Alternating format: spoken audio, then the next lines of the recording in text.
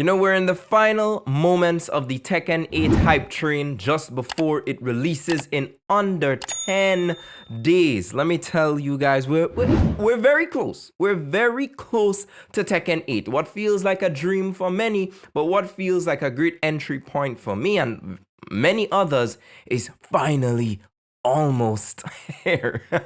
I mean, we still have to say finally, almost, but you already know what it is. You're listening to Personality, your gateway to the latest in gaming news. Now, a lot happened. They had to ramp up the amount of character trailers that they dropped on us, so we got to see Panda, we got to see Alisa Boskonovich, and then yesterday we got to see Zafina. The queen of Iron Fist tournament is on. I mean, I'm not joking when I said that I was extremely happy to see all of these trailers roll out because, you know, I'm like, okay, y'all know you can't do one character trailer anymore. Like, the time is running out. Like, we have to get to this stage, right? I mean, come on, like it's no longer one drop. What is going on? And then they just decided to feed us with 3 this week. I loved every single trailer that dropped. Maybe I didn't really have that much interest in Panda, as we've seen her. If you've been playing the demo, you kind of get a specs of what Panda could do, not really exactly in detail, as many other characters will be discovered when the people themselves get their hands, including myself. We've got to be lapping,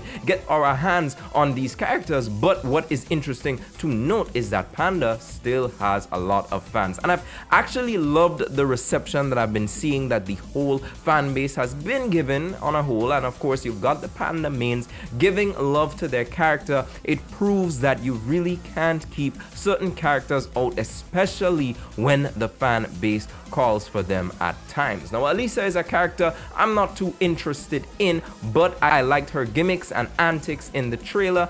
I think I've already seen enough. I've seen that special intro. I saw some footage from the early released footage that we got when people were able to access Tekken 8, and Alisa as a character is mildly interesting to me, but Zafina really shocked me. Now, let me tell you, I like the way Zafina moves, but you's a freaky ass nigga.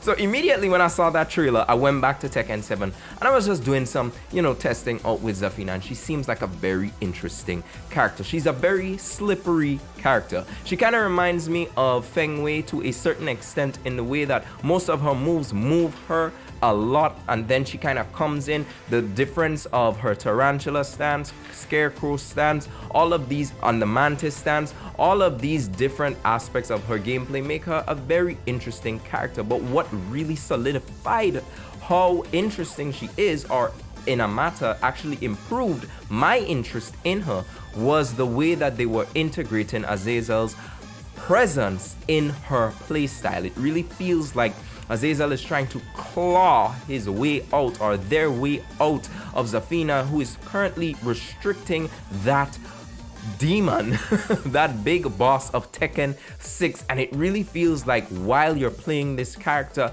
there is a lot of emotion from her, demonstrating that struggle. I love her interaction with Claudio, where they do the clash and Claudio's like, oh damn, this thing is about to be released, it's about to get serious, but I'm an exorcist, I could handle. But you know, in the trailer he gets absolutely wrecked because they've got this is Claudio, this ain't your trailer. I'm sorry to tell you, but this ain't your trailer. It's Zafina's trailer, which was dropped at a very interesting time with the Tekken World Tour. So everybody was on edge. We knew that we had to get a trailer, and then they delivered. But I think what really got people even more so excited is that they dropped the opening movie of Tekken 8. And we're actually seeing a lot of cutscenes that we've seen in previous trailers before, those sort of story mode-esque cutscenes.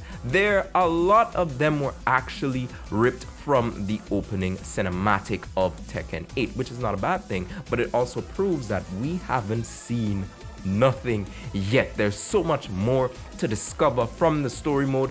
We actually have potential screenshots of Tekken Force clips, well, Tekken Force. So you're going through the horde of Jax or G Corp members as Lars himself, clearing out that area because, you know, it's a big Infinity War level-esque type war that's about to happen because of how Kazuya is set up. My boy is ready to go to beef with everyone. The entire world is on his list. But what happened?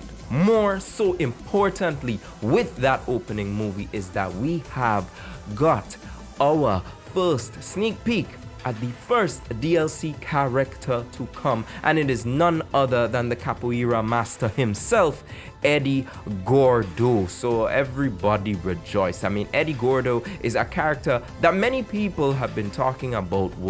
They were a bit upset that he was not included in the initial base 32, but I think Eddy is that much of a character that you just simply cannot produce a Tekken game without at this point. But he is the first DLC to come. Now here's what I like what Tekken did. They're telling us, obviously, we all knew Season 1 was going to be coming. We all know that DLC characters are coming to this game. But what I love, or I don't know if they've been doing this in the past, and what I will continue to love, is the fact that you see summer, autumn, and winter when we're supposed to get the other DLC characters? Question mark. I love that. Don't tell me. Don't ruin the surprise. There's a hype. Obviously, there's still a hype when you know what character is coming and then you finally see their trailer, but there's something that is extremely hype of you don't know what's coming next. And I think Tekken is such a deep and layered game. There's so much that's going to be discovered in Tekken 8 that there's so much content that, 2 years down the line, people are still discovering things about the base roster. We don't need to be speculating about, oh my goodness, you mean Miguel is confirmed for summer? Hey, I know Miguel is coming. Y'all know Miguel is coming, right? Come on, don't doubt in Miguel. A lot of people are saying that Miguel is not in the base game because they don't want his conflicting story to be against Jin's whole portrayal of being the hero in this story. They don't want Jin to be mingling with Miguel, so it's safer to add him as a DLC and don't have to go through that whole situation with the story. But I definitely can see Miguel coming. I don't think they would leave out an important character such as Miguel, although there are some suggestions that he wasn't that much popular in terms of usage rate. He's an easy, very straightforward character to play based on what I've seen, based on what I've been doing my research on. Somewhat straightforward, but then there are characters who are also straightforward and stronger. So if Miguel is coming, maybe they need an extra time to cook him up properly before he drops. But we already know that it's going to be spring, summer, autumn, winter. These are the expected drop times for the DLC to come. But one thing, I only have one gripe with Eddy, right? Just one gripe. Just one gripe. Can we escape this black hairstyle already? I mean, come on, guys. You're looking at black hair, one of the most diverse hair, and on top of that, you lock it. You kind of limit it in styles, but locks don't have limits. But it just seems like every black character has this default lock, high top fade, curve to the side, bro. I have never seen this hairstyle in real life unless it's through Pinterest. I have never actually seen somebody who has this hairstyle, and I live in a black country. I mean, come on, like, we ain't locking our hair to set stuff like that. The fade is clean though, I ain't gonna lie. Bro has a very good barber over in Brazil, but come on, I mean, why did he cut his locks? Why did he go shorter? I mean, come on, Eddy. They're messing you up, bro. They're messing you up. But all I know is that Tekken 8 is going to be much better, and very much soon, and importantly so. I think this channel's content is going to transition a bit away from the new style presentation as we dive deeper into Tekken on a technical level. Obviously, it's going to have a lot more updates centered around Tekken and news and updates within the Tekken verse. So it's going to be a bit of a change from our regular coverage. But I think it's a case where we have to accept, and I also have to accept, that I want to dive a bit deeper into Tekken and kind of go beyond just the surface level reports that I want to give you guys, get a bit more entrenched in the community, and obviously as a beginner myself, help myself improve and help you improve, and we all help each other to improve. So that is just a little bit of an insight of what is left to come. But definitely, based on what we've seen from this trailer, I mean, I love that opening cinematic. I've watched it like 3 times just to see certain things. I noticed that Law is fighting Paul in the trailer. I mean, come on, Law? Really? You turned on us just like that? On your man's Paul? Like, I mean, I'm a bit confused. But that is all we've got to discuss in today's video. Who do you guys think is up next? Who's that next DLC character? Are we gonna see Akuma again? I'm pretty sure not much people want to see Akuma in Heat. Leave that demon in Street Fighter 6. Right? He's gonna have his time when he releases over there. It would be crazy though if Street Fighter 6 drops Akuma and Akuma in Tekken 8 at the same time. But I doubt that would happen. I doubt that would happen. But I will see you guys in the next video with more updates on Tekken as per usual.